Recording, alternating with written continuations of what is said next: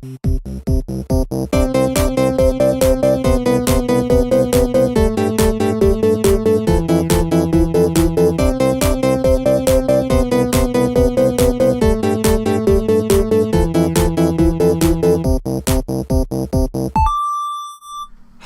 groovy people of the internet. Hello. Hello.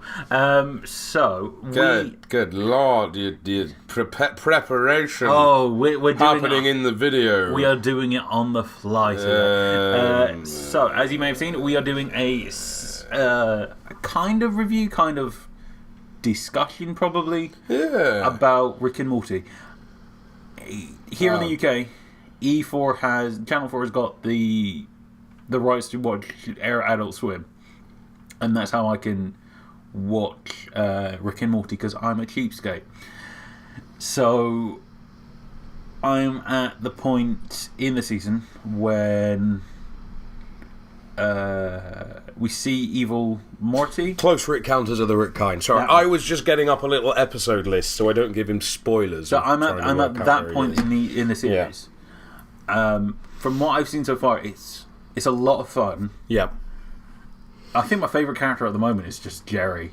I feel Jerry's good. So sorry for Jerry. Like, and that so won't much change. Of the time. It's just really depressing, and it's nice to see the relationship that him and Beth have.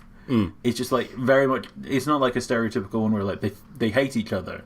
There's a lot there that they actually do care about, and they love each other.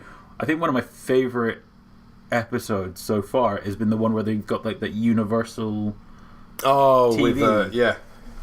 And interdimensional cable, and they think that they spend the entire episode thinking how great their lives would have. I think it's called in the first one. Yeah, how great their life would have been without their kids, and it turns out they would have, in actuality, been miserable. Yeah, they would have been completely miserable. And that I felt was so sweet. Yeah, it was nice because the rest of that episode is quite actually dark. And I think the way that I heard it like around it is that they just let Justin Roiland just go off on one talking about what was going off on screen, and they animated to it. Yeah. There's all of those TV shows that they watch. They basically, as you say, just let him go off on one. Yeah. They're all improvised. Yeah. And I thought that was funny. Yeah. The reason that moment actually struck me as quite sweet was that up until that point, Rick and Morty was quite dark and depressing. There's like the odd moment of like, whenever it's funny, it's always done at the expense of someone else, or it's always done in a snarky way. Yeah. Whereas this is one of the few moments in the series so far, I don't know what it's like later, where it's genuine. Like what, and it is quite a heartfelt moment. There is quite a little bit of a tear coming into my eye when Jerry just appears at her door in that alternate universe, and they're both watching it, and they just see him walk up, and he's going on that high-speed chase. Yeah, I felt that was very good. The other one that I kind of the Mr. Jellybean one. Oh yeah, where is Morty's in charge for the. Yeah. I thought up until that moment I'm having like a lot of fun with it, and then that moment happens in the bathroom. I'm like, this got very dark all of a sudden, and then I'm like, I don't know if I should laugh at this. Yeah. And then I think I was talking with you about it. The thing that I liked is that you can see Rick up until that moment was being a little. Yeah. He was being a pain in the bum. Yeah.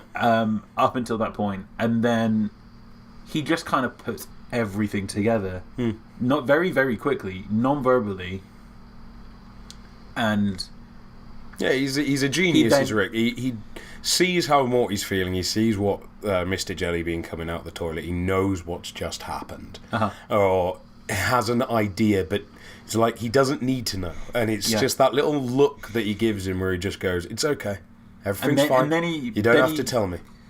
Then he just spends the rest of the episode and the rest of the adventure being a decent human being. Yeah, and he goes along with it Morty to help him feel better. Yeah, and I thought that is a very rare instance where you see Rick as a human being. It is one of the few times you see Rick's humanity. You don't see it very often, but if you ever do, it's always directed at Morty. Because, of course, at the end of the episode, in that one in particular, he kills Mr. Jellybean, kills King Jellybean, just without even Morty knowing. He doesn't make a big thing of it. He just does it out of, how dare you do that to my Morty. Yeah. What else have I seen? There's a lot. The Mr. Meeseeks episode, which is just brilliant. I love the concept of that. Like, the other two, like Summer and Beth, have chosen like these really complicated things, and they get them done like that. And then it's just literally Jerry. And it's just Jerry, and it's just because it's Jerry. Yeah, and then everything gets progressively worse. Yeah, until like half of them want to kill Jerry, and the other half don't. Yeah, I think that's why Jerry is probably my favourite character. Is because of Mr. Meeseeks. It's that one episode. It's just everything that he does it with like such a pure intention, and then it just kind of everything happens to Jerry. It all backfires on Jerry. He's just a wimp. And then I thought another moment that more that I think about it, the show is actually filled with a lot of sweet moments when you've got the Rick that isn't particularly bright. Oh yeah, dumb Rick. Yeah, and it's just him and Jerry Bond, and it's just like that's so sweet and wholesome. Oh, make ovenless brownies. Yeah, and then like that Rick is just like, oh my god, that's so cool. Yeah, and then at the end of the episode as well, in the after credits scene where he's just stood on the other side of the street and they do the little wave to each other. I know, through the window. It's so sad. Yeah. But yeah, I think in general I'm enjoying it so far. Okay. I'm surprised at how I thought that the way that I gathered it whenever you and Sam were talking about it is that it was very episodic. But I'm actually surprised at how much of a through line there is already. Knowing roughly what I know now, because I've heard stuff from like the latest season. I don't know specifics, but I know like there's like a bit in the middle where I don't know what's gonna happen. It's interesting because I can see now how much in advance they've already thought some of this stuff through. Yeah, like that was the thing with Rick and Morty for me for a long time, is they've clearly thought a lot of it through in advance. Rick's backstory is still a massive mystery, and I don't know, because of the nature of the show, I don't know how much detail they will go into it.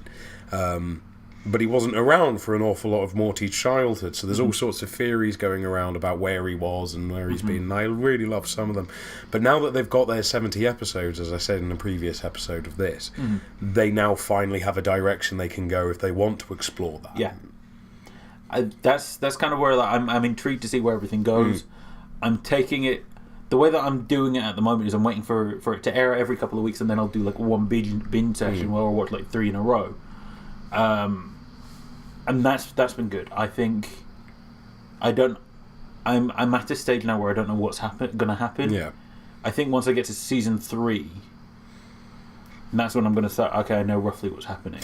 Yeah, but again, it's still very episodic, and the overarching story, while it is there, it's very subtle and hidden, and there aren't really, off the top of my head, I can't think of any episode that is about the overarching story. I can't think of any of them that focus on that. It's all just subtly strewn throughout. Yeah. And it's less of an overarching story, more of just what these characters are going through and what they're going to go through and what they have been through. And Beth and Jerry's, their relationship plays a much bigger role than I ever thought it would. Yeah.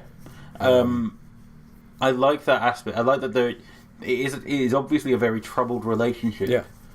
But it's also a very honest and true relationship, and it's one that a lot of people in this world, they've been in situations like that, and we all know for couples who question whether or not they're together for the kids or they're together for themselves, and it's a nice thing to see that actually. Yeah, in something that's mainstream. Yeah, in something that's mainstream and something that is an animation, very nihilistic animation. It's nice that they have that relationship in there, that they're still questioning whether or not it's a true relationship and it should be happening, and it does play a huge part. There's entire episodes dedicated to it.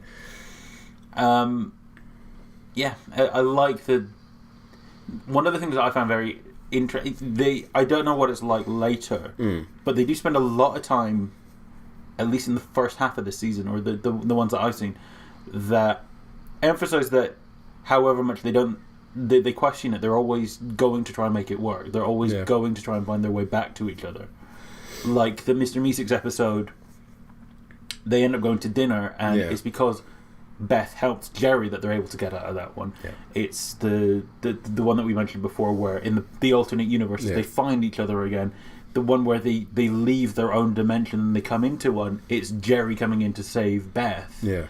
It's all of these things show that I know that they eventually do break up. Ish, kind of. I know that they separate. I'm not spoiling. I think they separate or something like that. But those kind of moments are character moments, are the things that I take away more than the look at the crazy stuff that we're doing this week. Yeah. And they do have some fantastically written characters in there. I think this is just because of where I am at the moment. I think the moment where I'm finding that Summer's not doing a lot at the moment. Yeah. She's not overly there. She's sort of the typical teenage girl stereotype. She's just kind of like there to be more. The most that she's had is in that aforementioned one where they look at their lives in the alternate universes, and it's her just saying, "Well, I'm obviously the drain on your life. I'm not," and then it's just I'm gonna go do something with turquoise. Yeah.